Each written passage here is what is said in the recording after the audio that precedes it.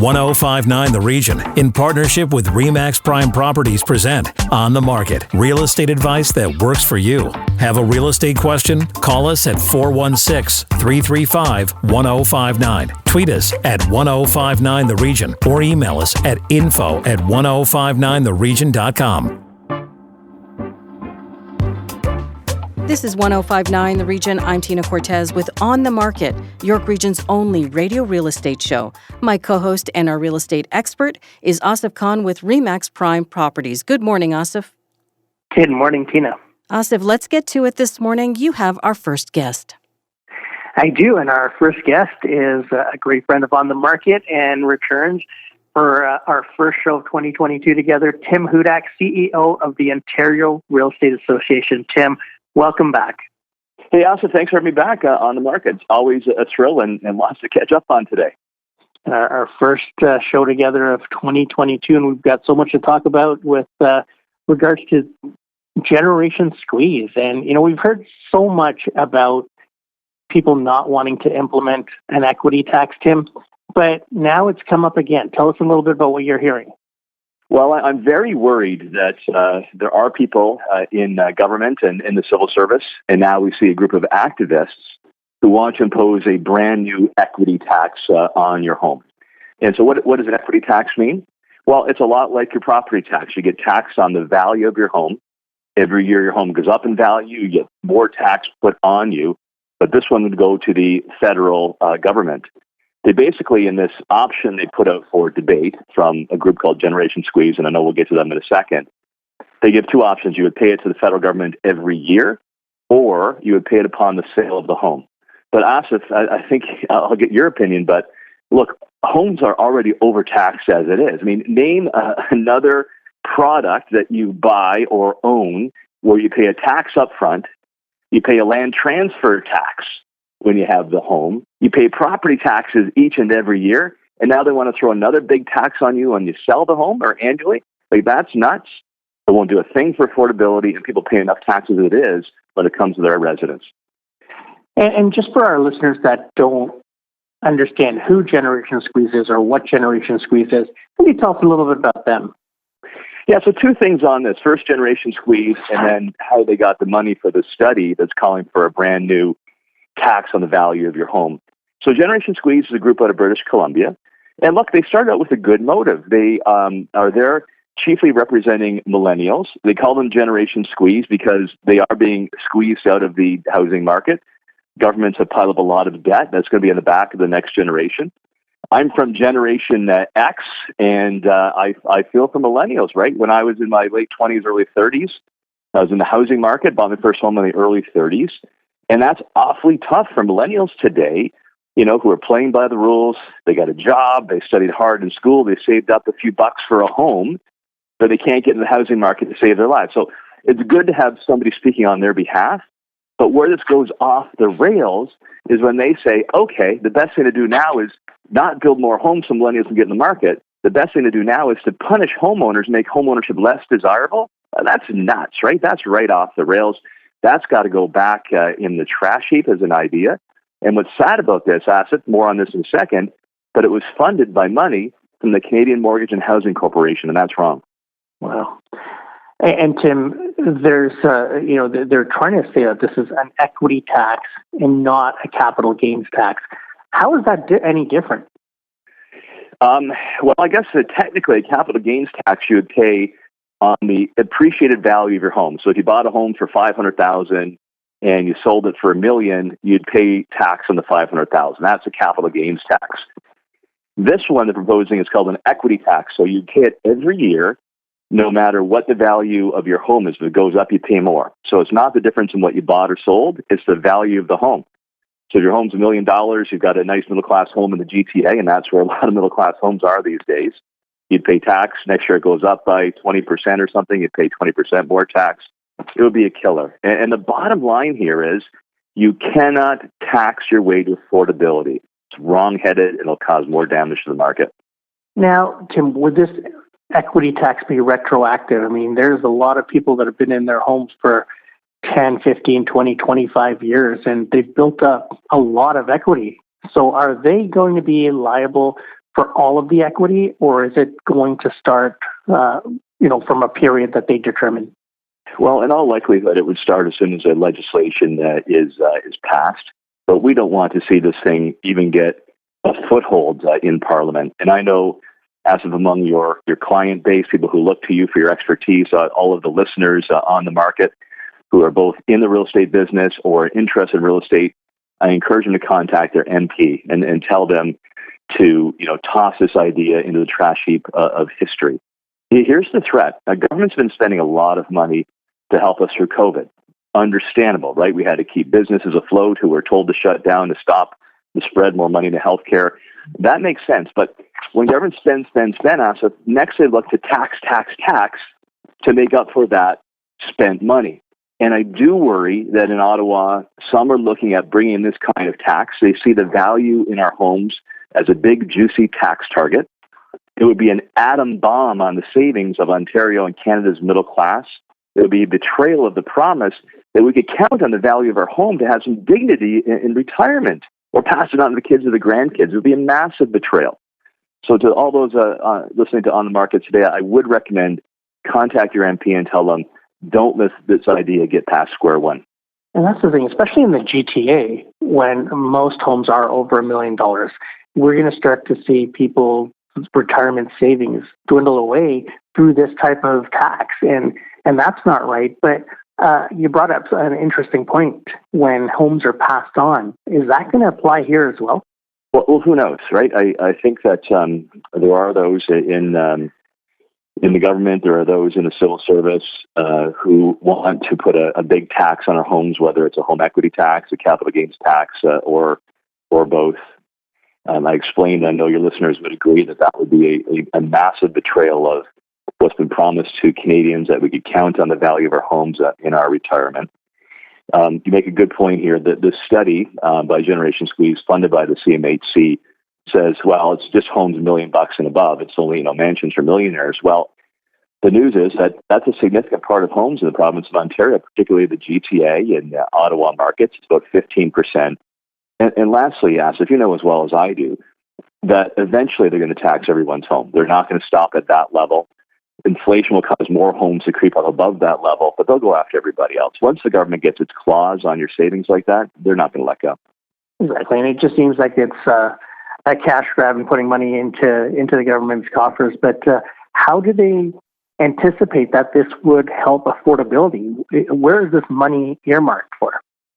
Well, two things on this. First, I've got a big concern that this study was funded by the Canadian Mortgage and Housing Corporation, the CMHC. The CMHC has an important job to do. That's to keep track of housing markets, to encourage more supply, more choice in the marketplace, both for ownership and for rental, to put out statistics, to help support a healthy and vibrant mortgage market. Their job is not to use those dollars to fund activist studies that try to tear down the value of home ownership. That's the complete opposite of what they're doing. So part of my message to the CMHC is get off of the activism and get back to your basic work. We got a lot to do in creating more housing supply in the marketplace. To the second point of your question, so here's the thinking in Generation Squeeze, and I think it's quite nutty, to be frank about it. It is against the values of the vast majority of Canadians. They've basically given up. While Asif, you on your show, us at the Ontario Real Estate Association, we're working every day to help bring more affordable choices in the housing market. We want to create another generation of Canadian homeowners. We want to see the next generation have a better shot at owning a home than their parents did. That's what I experienced. We want to see that for the next generations too, right? More people getting the keys and a great place to call home. That's what we fight for every day. Generation Squeeze is thrown in the white towel. They said, you know what, home ownership, that's overvalued. We really shouldn't be telling people that it's good to own a home. We should actually make it harder to own a home. That's why they want to put a tax on home ownership. They want to deflate the value of owning a home and punish people investing in homes are a certain value. They want to make it equivalent to rent as it is to own a home with no returning long-term investment. That's wrong. It is against the values that have built our country and kept it strong. It has been a fundamental strength of our social fabric in Canada that people in our country could save up money and buy a home, give back to the neighborhoods and their communities, invest in their home, and then depend upon that on retirement to find a good place to live, or pass on to the family. What they want to do, knock down the value of homeownership and have fewer homeowners.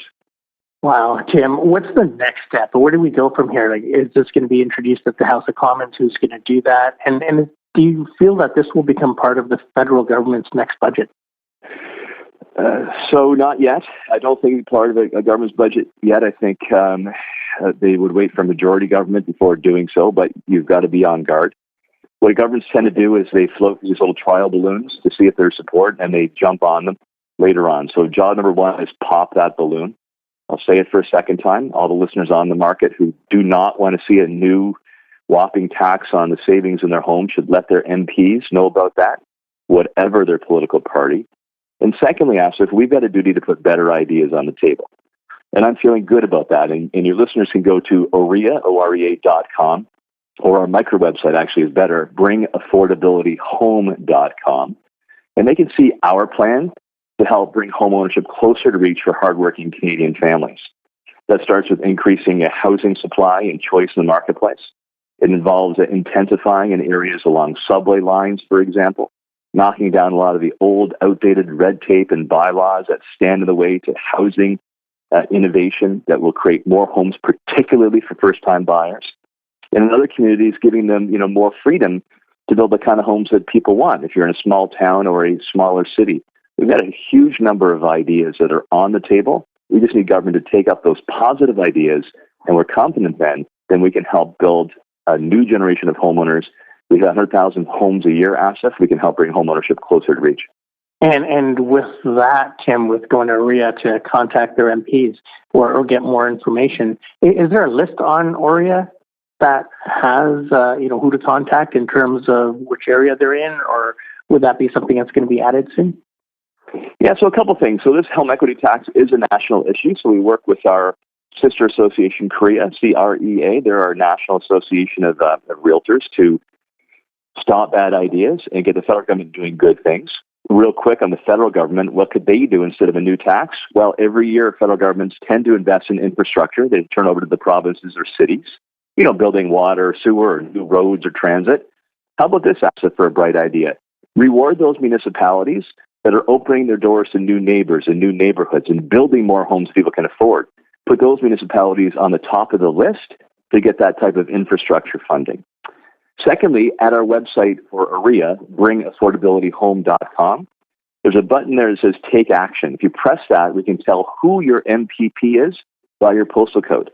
And you can construct your own letter to him or her to tell them to act in our plan to help your son or daughter or you yourself get the keys to that new place.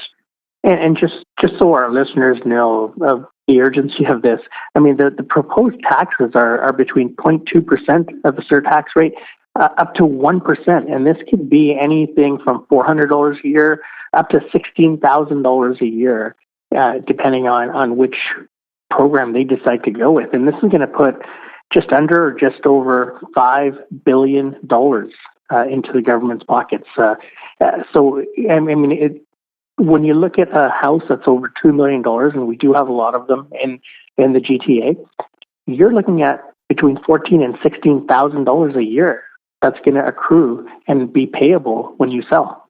So just imagine that, eh? So you're already paying your mortgage, you're already paying your property taxes every year, plus all your bills to keep the heat on and the lights on. And the government's going to hand you anywhere from $400,000 to $16,000 a year bill on top of that for this brand new tax. And you know as well as I do, Asif, this tax would only head up, right? That's just for starters. Governments often say, it's only this much. And then you turn around a couple of years later and it's more than doubled. Yeah, we need to stop this in its tracks. I think any energy spent on trying to tax our way to affordability is energy wasted. But let's look at some of the positive ideas OREA has put on the table. And here's another one. As we move to work from home, I'm sure you're experiencing this, Asif, with a lot of your clients and your realtors. There should be an ability for both commercial areas and government to shrink their footprint. They don't need as much office space anymore. So how about if we look at that underutilized property, it's already built, it's already serviced, and start converting that into homes that people can afford? We could get going on that right away. That's a much better use of government resources than trying to take more money out of your pocket from a whopping new tax. Great ideas, Tim. And now one more time, if our listeners want to do more, what can they do and how can they do that? Well, they should contact, there's two ways of getting involved. Look through us and use our resources, pick the ideas that you like, and then press the MPPs to take action. The province, at the end of the day, will have the greatest ability to get things done. To the credit, the Ford government has made big steps. They listened to a first round of ideas from OREA, and that helped build the largest number of homes in our province, with 80,000 that we've seen in 20 years. We need to get to 100,000 homes per year, so they're not there yet. So let's keep going. So they can go to bringaffordabilityhome.com, check off the ideas they like, and tell their MPs to take action. And we do have a provincial election coming up on June the 2nd, not too far away. And no doubt about it, Asif, housing is going to be one of the top 3 issues in our province for good reason. People want to see their sons, their daughters get a great place to call their own. Tim Hudak, CEO of the Ontario Real Estate Association. Tim, thank you so much again for joining us and always making yourself available. I know you've got a busy day and you've taken so much time to educate us and our listeners. Thank you so much. My pleasure, Asif. You keep up the good work, and thanks for being back on the market. After the break, is Canada's housing market about to buckle? The state of the market with Asif Khan coming up. This is On the Market on 105.9 The Region. Stay with us. Need to connect with Asif Khan from RE/MAX Prime Properties? Call him 416-985-KHAN. That's 416-985-5426. Or email asif@thehomeshop.ca. Now, back to On the Market on 105.9 The Region. Welcome back to On the Market, York Region's exclusive radio real estate show on 105.9 The Region. My co-host and our real estate expert is Asif Khan with RE/MAX Prime Properties. That was quite a discussion with Tim this morning. That certainly was. It's such a hot topic right now, and it's going to get more attention as we get closer and closer to the election. Yeah, and I guess his advice is, pay attention to this issue, get a hold of your MPPs, and let them know how you're feeling. Yeah, I mean, it is such, if this actually gets any steam and starts to move forward, it could be detrimental to a lot of people, and especially seniors that have saved up, and this is their nest egg for retirement, and all of a sudden, there's going to be a huge hit. And it's not going to be a $5,000 or $10,000 hit. This could be significant. And it's something that we don't want to see, and we can do our part to make sure that it doesn't move forward. Now, Asif, according to a recent report from RBC, senior economist Robert Hogue suggested that Canada's housing market isn't about to buckle. What are your thoughts on the state of the market this early in 2022? I agree, Tina. The issue right now is we have very, very limited supply. And if you want to call it a critical level of supply, that's where we're at. If you look at York Region through January, we had almost 1,000 sales. But inventory-wise, for the entire region, we had about just over 800 homes remaining for sale as active listings. And that is not healthy at all. And that's what's causing the appreciation. That's what's, buyers are jumping at properties. 15, 20, 30, 40 offers is not uncommon. There's a lot of competition out there. And buyers know that with no end on the horizon for the supply crisis, they're going to have to pay a little bit more to get into the home of their dreams. And just to put it in perspective, the cheapest area in York Region throughout the year so far is Georgina, and they're at $1,015,000 for the average price. And that is unreal. I've never seen numbers like this from Georgina. And for them to be over $1 million and be the most affordable community in York Region right now, it's pretty scary for buyers. It really is scary. So where do we go from here? We need more supply. We need to speed up the process. I know the municipal governments are trying to get more housing starts, but if you look at Canada as a whole last year, Tina, we had 42,000 new home starts, and that is not even scratching the surface. We need about 80 to 100,000, and Tim mentioned it in his segment earlier too. We need about 100,000 starts in Ontario, and we had 42,000 last year. So that is not enough. We need to lobby the governments. We need to reduce the red tape. We need new housing starts, and we need the builders to be able to start building. But even that is going to take some time. So what do we do in the meantime? In the meantime, there's absolutely nothing that we can do. I mean, there's a lot of talk. All of the talk about what the governments are proposing is meant to strangle buyers. And it's very similar to what they did in 2017, 2018. They just made it really difficult for buyers to purchase. And that slowed the market down because the buyers weren't out there. So then the sellers didn't sell for a cheaper price. The sellers just said, well, I'll just hold on to my home and wait till things calm down. And that's what happened in 2019. And the market's been going gangbusters since then. But just because you strangle off the buyers or you choke off demand, it doesn't mean the prices are going to drop. The sellers have no catalyst to make them sell. They don't have to sell. They're selling and moving to another property. So if they don't feel that they're getting value for their home, they're not going to sell. It's not going to do anything for affordability. The Fed said the rate hike is coming likely in March. Will that help to slow things down? It will help in terms of you're, again, going to choke off some of the first-time buyers. But a quarter-point rate hike is not going to be significant enough that it's going to deter people from buying. It's going to be another $40 to $100 to $200 or so per month. And what it's going to come down to is if you don't spend that money right now, you're going to get priced out of the market because that $200 a month extra with that quarter-point hike, if you have a huge mortgage, is going to be an investment right now, whereas if you wait a year or 2 years, you'll be wishing that you had paid that $200 a month. Still feels like it's going to be a bumpy ride, though.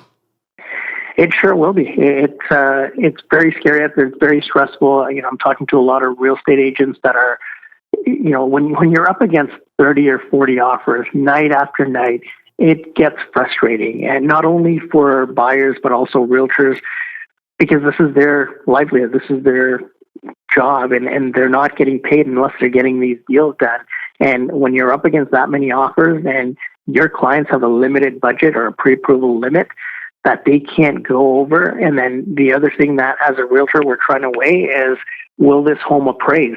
You don't want to have your clients put in a position where the home doesn't appraise. And that's a huge factor right now, especially with the banks clamping down. So there's so much to consider. There's so much stress out there, not only for realtors, but buyers for sure. And even sellers, because you could sell your house for the highest price and 2 months later, the house doesn't close because it hasn't appraised. So there's, it's really rough out there in the market. In order to calm things down, we basically need more supply. We'll see what happens when we come back. Your real estate questions. This is On the Market on 105.9 The Region. Stay with us. Need to connect with Asif Khan from RE/MAX Prime Properties? Call him 416-985-KHAN. That's 416-985-5426. Or email asif@thehomeshop.ca. Now, back to On the Market on 105.9 The Region. Welcome back to On the Market, York Region's exclusive radio real estate show on 105.9 The Region. Time now for our listener questions. We begin in Unionville today with an email from Jeff. He writes, I am considering the purchase of an investment property, a new build condo, which I plan to rent out when ready. Asif, what are your top tips for a new landlord? Great question, Jeff, and thanks for sending in the email. The thing that you want to look for in terms of becoming a landlord for the first time, you want to select the right tenant. So take your time. Make sure that you're qualifying them properly, you're checking credit, you're doing the background searches, job verification, income verification. You want to make sure that it's the right fit for the space. I mean, if you have a one-bedroom condo, you may not want a lot of traffic in there with 3 or 4 people living in there. And there's so much background work that needs to be done. And the real estate professional will take care of that for you. Obviously, for a fee, it's about 1 month's rent is what they charge total. But great investment. Takes the onus off of you. A lot of landlords will say, I want to save that 1 month's rent and they'll go to different websites to advertise their listings, Kijiji, such like that, but you don't know what you're getting. So if you're vetting the people properly and making sure you have the right tenant, it's going to make your experience as a landlord that much better. Any other tips that you want to offer, Jeff, at this time? I would say, you want to make sure that you're offering the right rent. There's a lot of people that will undersell their condos or their homes for rent because they don't really know the market. But it's a pretty decent rental market right now in terms for landlords, and you want to make sure that you're vetting the people. Again, I can't stress vetting the people because there's a lot of professional tenants out there. They know how to circumvent the rules. They know how to get around certain things, and they may never pay you, and you're going to be stuck with them for a while. So you want to learn the landlord-tenant rules and acts. We have paralegals that will help you understand how to become a landlord, and at the same time what your rights and obligations are to the tenant and what the tenant's rights and obligations are to you. Good advice. Our next question comes from Liam in Markham. He wants to know how and where does he begin his search for a multifamily property, especially in this environment of low supply? That is another great question because you have to go, you can't just select one area to focus on. And again, using the services of a realtor, they will scour private sales, exclusive listings, things that are going to be coming soon. So they have a network that they can rely on to find properties that may not be available on the internet as yet. So you want to make sure that you have that experience behind you to help you get your best foot forward in terms of a search. It's really tight out there right now. We have the lowest inventory levels that I've seen in my career, and it's very frustrating if you don't have the right people working for you. So again, find the best agent for you and have them start a search, not only an MLS search of what's on the market right now, but contacting their network, trying to figure out what area you want to be in, contacting agents in that area that may have listings coming up soon. These are all ways that you can, get yourself ahead. You want to be the first on the bus and the first off the bus, and a realtor will be able to help you with that. As a reminder, you can send your questions anytime to info@1059theregion.com. But Asif, if our listeners prefer to contact you directly, how can they do that? They can always reach me on my cell at 416-985-CON. That's 416-985-5426. If you missed any part of our show, go to 1059theregion.com or wherever you get your favorite podcasts. I'm Tina Cortez. Thank you for listening. Need to connect with Asif Khan from RE/MAX Prime Properties? Call him 416-985-CON. That's 416-985-5426 or email asif@thehomeshop.ca.